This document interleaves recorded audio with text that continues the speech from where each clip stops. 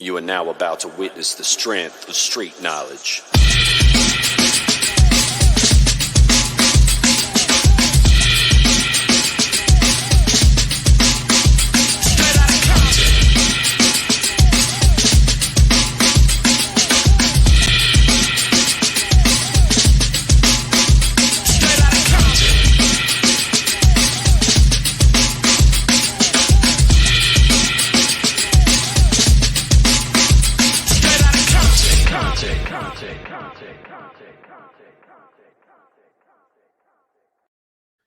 Good morning, good afternoon, good evening. Welcome, folks, to Tottenham On Tour. This is Straight Outta Conte. I'm here with Mr. Brian Daigle. We got a juicy one for you today, folks. The post-game, post-Rangers in particular, very, it's arguably controversial conversation he had with the media. Not a lot of questions asked, but a lot of answers. Good to see you, Brian, first of all. Hello, and looking forward to this chat. I'm really looking forward to this one. First of all, hello, Brian. Hello, everyone watching. As you said, there were a few questions, but boy, did he go into detail. Boy, it was shots fired at a certain manager in Germany. Right. As we promised, Conte has spoken, so we analyse, and this one is a good one to be doing. Yeah, looking forward to it.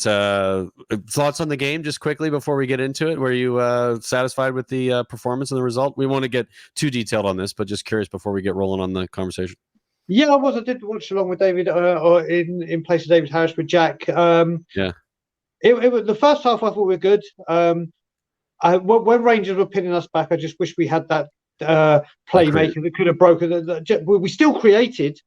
But there was just we need that outball kind of thing to me, and but the second half, and as you and me speak many a time, and as I showed you, Harry Kane side netting. That's all you need to say. Yeah, 100%. Looking like very sharp going into the season. Very excited for him. I'm guessing Conte is a pretty happy camper at the moment when it comes to his form and his current situation. Well, speaking of Conte, let's get into it. You want me to take the first question, and then go on. You take it away. I'll do the second question, and so on and so forth. All right, cool. So we'll go. The first one is, what did you make of the performances of your new players today? And this goes to what we were just talking about. Obviously, Kane in particular, but there's a lot more here. We're trying to exploit these friendly games to give the opportunity to the new players to come in and play in our idea of football. For sure, about Clement Langlet. It was the first week to work with us. Also, he's Basuma. He was with COVID in Korea, but it's okay. I'm happy because the game wasn't a friendly game. It was a real game, which, I did enjoy that element of it. It was intense. The atmosphere was amazing. You know very well that the last game they played against West Ham, they won 3-1. And, the fitness of Rangers is higher in front of us. Despite this, I think we played good intensity, a good pressure, and a good quality. And there's more. He goes on to say, if I had to find a situation today that was to improve, is because we created a lot of chances. Sorry, I just scrolled a little too far there. We created a lot of chances, especially in the first half, and we didn't score. But I understand we are still improving. We're also a bit tired because the preseason is also important for us to make the fitness at the high level. It's hard to follow him sometimes because his, obviously the language. Yeah, he goes off a little bit in tangents. But I'm happy because I repeat the tactical aspect. I'm very pleased. For sure, we can improve because we conceded a goal that we can avoid. But I'm delighted with the attitude and the will and desire that the players are showing me in the preseason. I'm very happy. Ends really well there for me. Obviously, again, like I said, it's hard to translate. Sometimes it's kind of why we're doing this, is try to figure out exactly what he's talking about. How do you feel about this answer? What were your thoughts on the question and the answer and how he responded? I actually loved the way he answered. It was just such a wonderful answer to hear. And obviously, he speaks about the two players in particular in Longley and Basuma. And Longley, obviously, he had his first week of training, and with Basuma, it was coming back from COVID after travelling, so they're a little bit far behind. But the bits that I loved were the latter parts of it, obviously, where he starts talking about this is no friendly. This was, obviously, he knows, being in England for long enough, England and Scotland, they're not a good mix when it comes to these things. So there was always a derby, essentially, right? Like that's exactly. And then he goes on about the fitness, and that's one of the things I was saying. Rangers kick off their season next season. So next week. Next week. Next so week, they're a bit further ahead in their pre-season. Yeah. And we've seen how grueling Conte's one is. And then, like he said, they beat West Ham quite convincingly. But Yeah, 3-1. I didn't even realize that. Good for them, and I mean they're a good side. I think there's this sort of mentality, especially of English supporters, that teams of in Scotland. I mean, there are only two really that could compete probably in in the Premier League, and probably wouldn't be anywhere near the top. But got to the Europa League final last season, so they're no mugs. Exactly, and then like you said, the last part. And I tweeted about it. I retweeted it when he said, "But I'm delighted with the attitude and the will and the desire the players are showing." Yeah. And I just said, "Listen, if he's delighted, I'm over the goddamn moon." Because I said, if a delighted Conte is brilliant for us, but be very afraid, teams in the Premiership and Europe, because obviously if it's a pissed off Conte, we need to worry. Because like against Burnley, but a delighted Conte, I am over the moon with that. I can't stress how delighted we use that word. He did. I think what it means is he's gotten them doing the things he's asking them to do, and they're doing it on the pitch, right? And he's seeing it, and he's kind of going, okay, they're paying attention to my instructions, and they're smart enough, and their ability is there to to follow through with what he's asking. I agree with when he says I'm very happy at the end of his first question, it gets me buzzing a little bit. On to the next question. This is you. This is a funny one because as soon as I saw this question, I'm like, Brian's gonna love this. But exactly. And why do you think I let you go first? I know. I figured that once I read it. Because the next question, which was a random and out of the blue, but obviously the clubs are connected by a few players, and this one specifically was you played at Ibrox and you had to mark Gazza. What was that like? Yeah, he laughs. I remember that game well because we won against Rangers. I was marking Paul Gascoigne. I was running a lot compared to him. And I remember that I finished the game before the end because he had endured me, which I'm guessing meant he had absolutely made him run a lot. We are talking about the past, and for sure, I have I have had this pleasure to play this amazing stadium, and also against Gascoigne. We are talking about an icon in England, an iconic player. Well, you break that down, Ireland. Yeah, I mean, I'm just buzzing from it. I mean, this is the quality that is Antonio Conte, the stuff he's gone through as a player. The level he's gotten to, the games he's played in against some of the biggest players on the planet in the time that he was a player, and now he's managing those players and obviously doing a very good job of it. We're seeing the results and we've seen the results of what he can do at any club he's been at. To talk about Gazza this way, and to basically essentially say that Gazza, despite not running as much, made him his life very difficult. It's a clever answer, and I'm sure he means it too. I don't think he's having a laugh. I think he genuinely is like, wow, that guy's the man's a player. So I loved it. Absolutely loved it. Gave me the chills a little bit. I think he's understanding the culture here. I think this is recognition of what Gazza means to Spurs and what his relationship with Gazza and and of course Rangers, and how he can pull that into us as fans and appreciate where he's coming from. Yeah, I mean, I've only got a bit to add to that. What I will add is obviously Conte's come in for a bit. It's been a topic of debate recently this week with the comments that he made after Spence was signed about a club signing, and then obviously he's had this question. I think, but and this question at least has made him show the funniest side of him. Like, oh, this is a good question. Yeah, I played Gazza. Like you said, I completely agree. When you come to a club like Tottenham Hotspur or even Rangers that are steeped in so much history, whether it's famous results, atmospheres, and most especially, as he says, iconic players, well, people will know my obsession with that man. A lot of people who had the privilege to watch Gazza know how affiliated he is with Spurs and what he means to Spurs fans.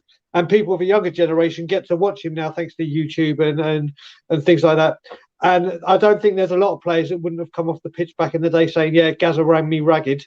And he's played it very, very well. It's actually a nice question to bring in to break down all the seriousness. I love it. We don't get this a lot from journalists. They generally ask the sort of standard, transfer questions that are inappropriate, which we're going to get to in the next one, and the sort of the generic questions that are you happy with, from the first question, are you happy with the performance of your players?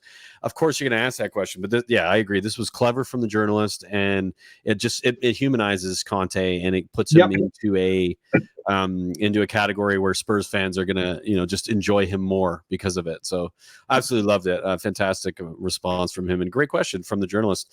Now we just talked about his response to some bad questions from journalists. The next one is Bayern Munich's head coach has been talking about his admiration for Harry Kane this week. Are you unhappy about that and the links to your striker? I mean, cheeky question, and of course I understand the question, and I think it's actually a good one to ask. But I just wonder. I mean, yeah, he's looking for something. Let's just get through the answer though, and then and we'll get to it. Honestly, I didn't hear this for sure. I'm a coach who doesn't talk about players from other teams. I don't know why this happened. The situation at Tottenham is clear. The plan is very clear with the club. Harry is part of the project. He's very important part of the project. And yeah, only rumors. At the same time, I repeat, I don't like to speak about players from another club. If I want to do something, I go to speak to the club, not through the media. I think maybe it's a bit disrespectful for the other club. This is my way. This is my way to face the situation with other players. And there's a second sort of. Oh no, sorry. That's the next question. I won't do that. The second half of the question. So yeah, I absolutely love his answer, and I agree completely. And I don't understand where this came from Nagelsmann, and it leads me to believe that maybe that was taken out of context as well. But if it was said in context, and I saw it, and perhaps he did say it, it sounds like something that Bayern, it's like tapping him up, right? What are you doing here? Why are you doing this now? It's clear Kane is with Spurs. But anyway, what are your thoughts on this and his response to it? Yeah, I've got quite a bit to say on this one now. I don't know if this is with the new younger breed of managers where they chuck total respect out of the window. Yeah. We went through the days of tapping up and all that controversy. It's kind of an unwritten rule. Like we have, there's kind of an unwritten rule in YouTube or within our community that you don't nick people's contents or ideas. You bring out original stuff. That's an unwritten rule. Another unwritten rule is, like Conte says, you don't talk about players. Like when he was asked a couple of weeks ago about Jed Spence when we did a straight out Conte. Yeah, and the next day it was announced even. So it was even that was when we got the here we go. And he goes, listen, I'm not talking about it. And when I say about this new age manager, Guardiola tried this last season with Man City, younger manager. He absolutely did, yeah. And now Nagelsmann. Now, this rumour has got a bit of traction to it. It's getting blown up by the media. But obviously with Lewandowski gone, they're linked with Ronaldo. They're linked with Harry Kane. Of course, it's Bayern Munich. They are going to be linked with the biggest names. And one of the biggest names out there in that position, without a doubt, is one Harry Kane. Now, Harry Kane last season, this would have had a lot more traction. This could have gone somewhere. Bayern had dipped their toes in the water. Oh, I think he probably might have gone. But but now it comes to the point where Harry Kane has always said, I stay at Tottenham if they match my ambitions. Well, exactly. Conte's in. The players have been bought. He is looking like a man possessed. Yeah, we did the video about the 5 things with Harry Kane. And go check that out if you want to do so. But the most important thing we're talking about here is Conte, and he has a very polite dig at Nagelsmann and say, "Listen, mate, you may be new on the scene, know your place." Exactly. This is not how this goes. And any manager, if Conte did that about a player we were about to get, I'd be a little bit disappointed in Conte because I'm old school, and that's how it's done. So I love his response from there. Hopefully Nagelsmann will take the hint. Hopefully the media will take the hint. Harry Kane goes nowhere, and again, very very well answered from our general Antonio Conte. What do you say, Brian? Yeah, I mean, I agree with that 100%. I think this is the right answer. This is the right thing to say. And I find it frustrating that this would happen, especially this far into. I say this far into preseason. It's been such a short preseason because the season starts so quickly. But like, it's established. It's well established. We're on a tour. We've gone to Korea. We've just played Rangers, and we're watching Harry Kane play the best football. Probably he's going to play of his career this season, and we know what that means to saying and how much that's saying with under Conte. and then this comes out in the middle of it. It's just absurd. That's why I think like there's a part of me that thinks it's fake, because I'm like, why would anybody post this right now? You're just trying to unsettle us for some reason. Like, it's not going to work. But if like it felt very odd to me. So I'm glad he answered the way he did, and he said he hadn't heard of it and thought it was disrespectful for Nagelsmann to do it, which all of which I agree with. So I was happy with his response, and it is kind of a standard Conte response, because that's how he feels about these situations. But I'm glad that's how he feels about these situations, because he's correct in the right way to manage yourself, and when it comes to the media and the questions you get asked, and whose players are whose and whatnot. Exactly. So we go to the next question, which is a big question, and let's see what he had to say. So it's what do you believe your team can do this season? And he says, in comparing last season, I think numerically we improved the squad, and I think we worked with the club to improve the quality, as well as that numerical aspect. When you have to play 4 competitions like the Premier League, Carabao Cup, and FA Cup, and especially the Champions League, you need to have an important squad. And honestly, last season, I think we reached a big achievement with 12 to 13 players. I think we tried to do our best for sure, and this is the start. You can build in 1 year a great building, but I think last season we put in good foundations. And now this summer, we tried to build the first and second floor. But we know that we need a bit of time. At the same time, we have ambition, and the players have been working or are working very hard because they believe in what we are doing. They feel that we are building something important for the club. What an answer from a manager. What an answer. This is probably one of my favorite things I've ever heard him say, because this is essentially how we've been feeling about Spurs for some time now, in lack of investment in the squad, what needs to happen in order to compete in 4 competitions, and what you need to do it. And of course, the foundation is the one thing we had under Pochettino when we were there, but we had very little over and above that. And he came in and he looked at what I had numerically speaking. Okay, this is my 25-man squad. Who in this team can I trust? 12 or 13 players max. And that's who he played when he came in. And then the rest of them kind of, on the fringes when he needed them, or when we were desperate, he brought them in. The idea of this being a good foundation for now, and then building the first and second floor for me, I mean, it's like poetry. You say that, because for me, there's a bit of long-term thought involved in that. He's thinking a little bit more about him being here for a longer period of time. Hopefully, of course, that has to be driven by the club itself. They have to follow through with what he's saying here. He's basically telling the club, this is the right thing. We're doing the right thing. Look at the results, and then watch what happens as we build this. And just it's a joy to see. I mean, may it last forever. I mean, obviously it's not going to, but at least get us to the point where those foundations in the second and third floor are built, and then the club will run the way other big clubs run, because that's how you run a big club. That's what he's doing here, and that's what he's talking about, and I absolutely love it. One of my favorite answers from a manager in any scenario that I've ever seen. So you mentioned his name, and I was hoping you didn't say what I wanted to say, and thankfully you didn't. You mentioned his name. There's no coincidence, in my opinion, with the words Conte's used in this answer, because whereas Pochettino said we have the dream house, now we need the furniture. Yeah, it's kind of the same, isn't it? Kind of, I've come down and knocked that fucking house down. Yeah, and now we rebuild it properly.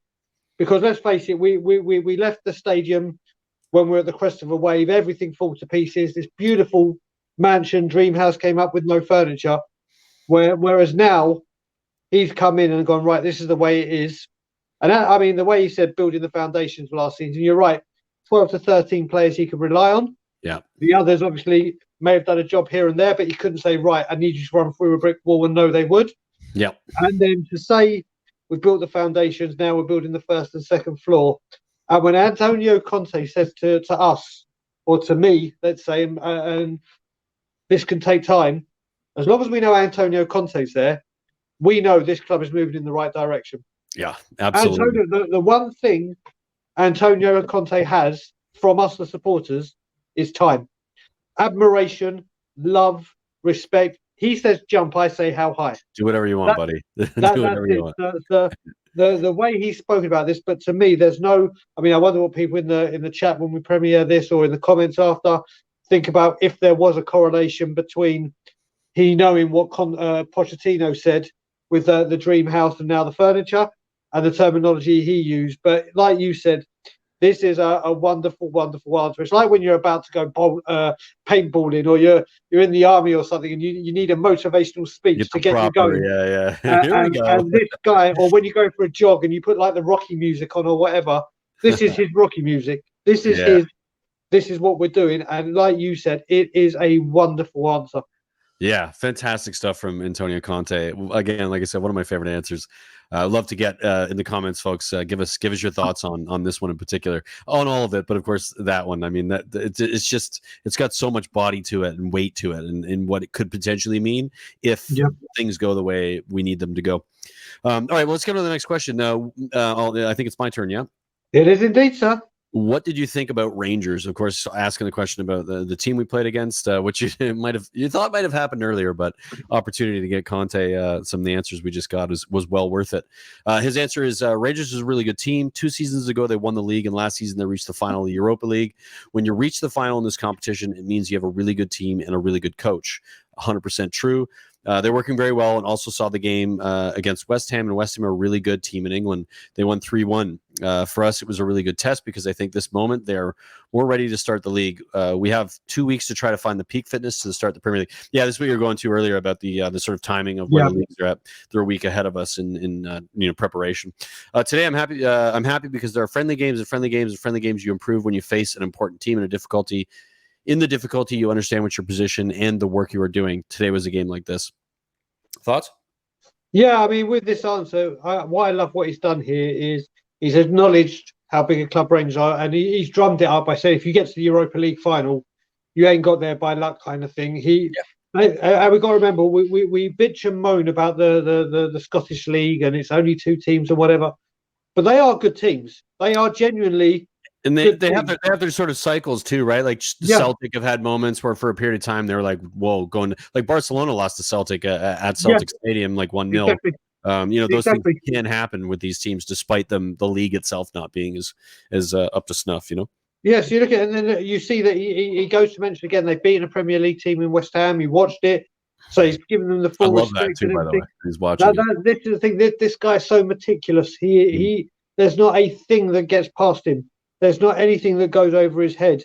And like you said, ahead of their fitness, they're ahead of us in their fitness. They're ready to go, and they're ready to start their league. And it's a good barometer. What I love from it as well is you've got to remember, we were 1-0 down. And again, we've come back from behind. And with the changes we made, it just goes to show how the team are listening to him. The team are working. And yeah, I think this is a great answer. And it's another scalp, isn't it? It's we're going into this pre-season undefeated. All right, it's nothing to write home about. Yeah, let's not get all Arsenal fans on us here. No, but what I mean is not forget us. I'm kidding. Momentum and psychologically for the players to go right. We were 1-0 down at Rangers, a hostile ground. We came through. Blah blah blah blah blah. Yep. So it's great that he paid respect to Rangers in that way as well. What do you reckon? Yeah, no, I completely agree, and I think that's it. Has to be said. This preseason, the tour included, maybe not the K-League game. The K-League game was a bit more like a normal preseason, but the last 2 games, the Sevilla game and this game, they felt really robust. The teams that are playing against this want to scalp it. They want to try to beat, the best teams they can beat at the highest points. The Premier League is the biggest league in the world. Spurs finished 4th in that league last season. They come in and they beat us on their ground, despite it being a preseason game. It's really good for them going into their first game of the season, which starts in a week. They're just in a good place. That's, so they're going to come at us. And it's really, really gritty, difficult games. He speaks to that in that final paragraph there. Today, I'm happy because the friendly games and they're supposed to be friendlies. But I think what he's attempting to say here is that it's not so friendly. Absolutely. A great answer. And, it's appropriate. Today was a game like this.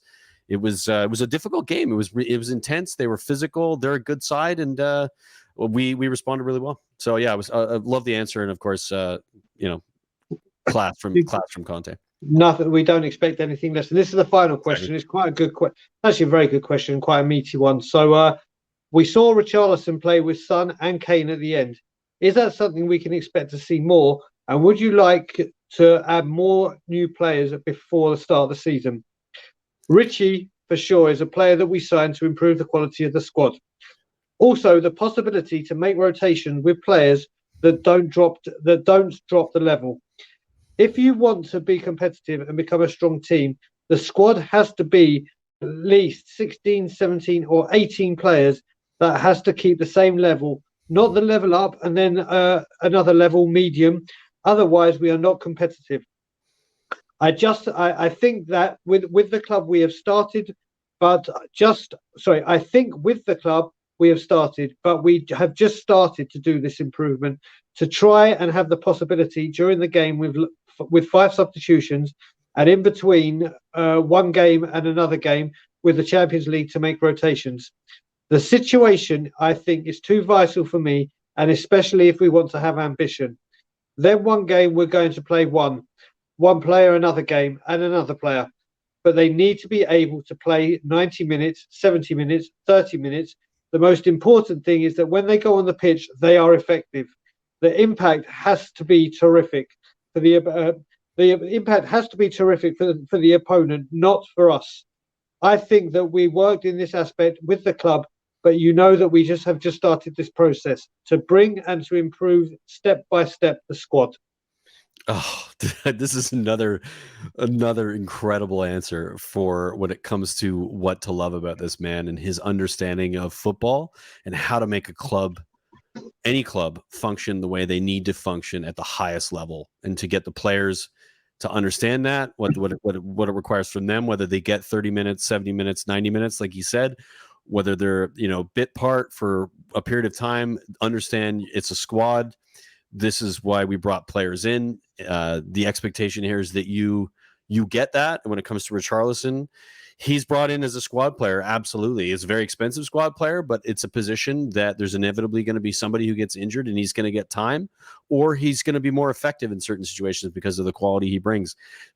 Antonio Conte understands all of these different aspects, the detail of this answer, and every specific thing about the things he's clearly thinking about going into the season and the building of this squad. And again, like he said in one of the previous answers, it's not done. It's just getting started on the second floor. Like building the foundations has been done.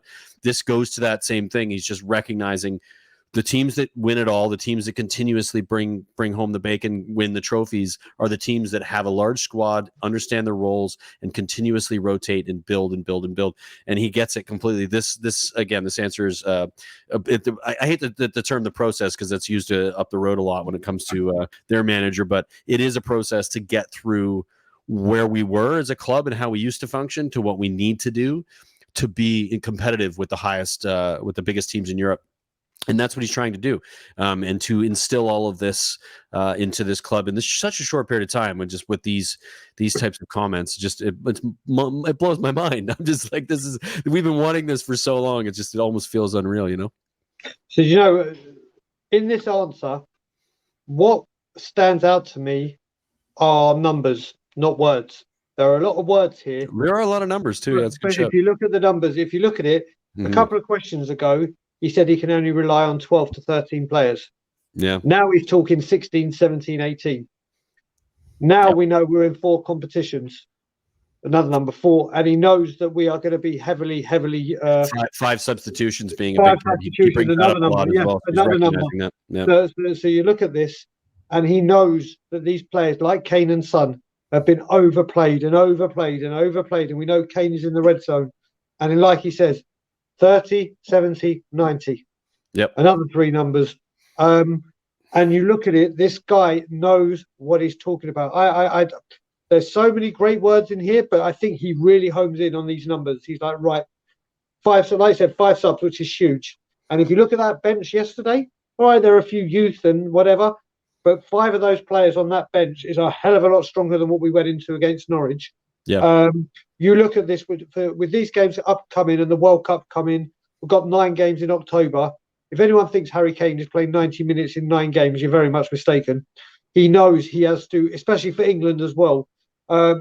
He has got to make sure he has this squad that he can rotate for a very, very, very, very busy season, especially the first half of it before it breaks up in the end of November. Cup, yeah. So the thing that stands out for me, like I said, when he says 12 and 13 that I could rely on end of this season, now he's talking 16, 17, 18. And in a 25-man squad, that's a large majority of players. And like he said, I'm going to keep them on their toes. They need to come in and all be at the same level. I'm not going to drop you because if you go out, you're coming in. Just because you've been on the bench, you need to be at that level. I think that's one of the most important things he said here is that that the level doesn't drop, and that's why you spend £60 million on a Richarlison, because the level won't drop. You lose Sonny or you lose Kulusevski. I don't think anybody is going to come in for Kane and be able to do what Kane does, but you're still going to get a very good player who's going to do different things and still score goals. So you're talking about a player who's at the level, that can play in a Champions League team with this amount of competitions to compete in. Correct. I mean, for the first time in 8 years, if Harry Kane is out injured, please God it don't happen. We're like, oh no, Son's going forward. Who's going to replace Son? We've lost a goal scorer. Now it's just like, in you go, Richarlison.